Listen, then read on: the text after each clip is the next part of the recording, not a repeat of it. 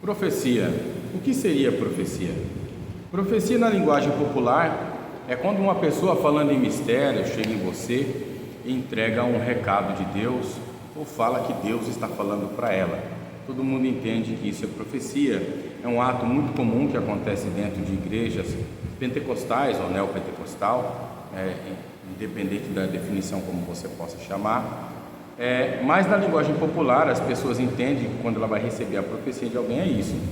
É alguém que vai em língua estranha falando com a pessoa, dizendo que Deus está falando, que está entregando um recado de Deus para a pessoa. Falo isso com muito respeito às pessoas que profetizam, falo isso com muita responsabilidade, que eu acho que é um assunto que deve ser abordado com muito cuidado.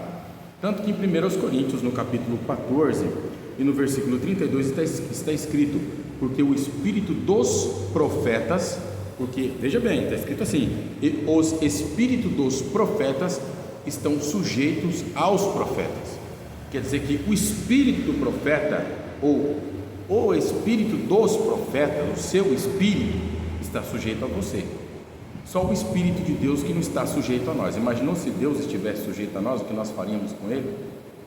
Com a nossa mentalidade que temos? Não. O correto é nós estarmos sujeitos a Deus. Mas é o Espírito dos profetas que estão sujeitos aos profetas. Então nós, dentro do nosso estado de consciência espiritual, temos que ter equilíbrio.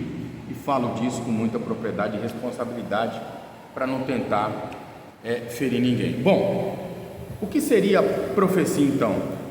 Segundo está escrito em Apocalipse capítulo 1, versículo 3, está escrito: bem-aventurado aquele que lê, os que ouvem as palavras da profecia deste livro. Quer dizer, os que lêem, os que ouvem as palavras da profecia deste livro. E em 1 Coríntios capítulo 14 e versículo 4 está escrito assim: o que fala em língua estranha edifica a si mesmo, mas o que profetiza edifica a igreja. Eu quero que todos vós falais em língua estranha, mas que muito mais que profetizais, porque os que profetizam falam aos homens para a edificação, para a exortação, para a consolação. Não quero que, Paulo chega a dizer que não quero que proibais que vos falais em língua estranha, mas que muito mais que profetizeis, porque os que profetizam edificam a igreja para o seu crescimento espiritual. Então, deixando aqui esta palavra, cuida bem das palavras da Bíblia, ouça com carinho, porque as palavras de Deus são profecias que têm 100% de aprovação divina, que vão se cumprir.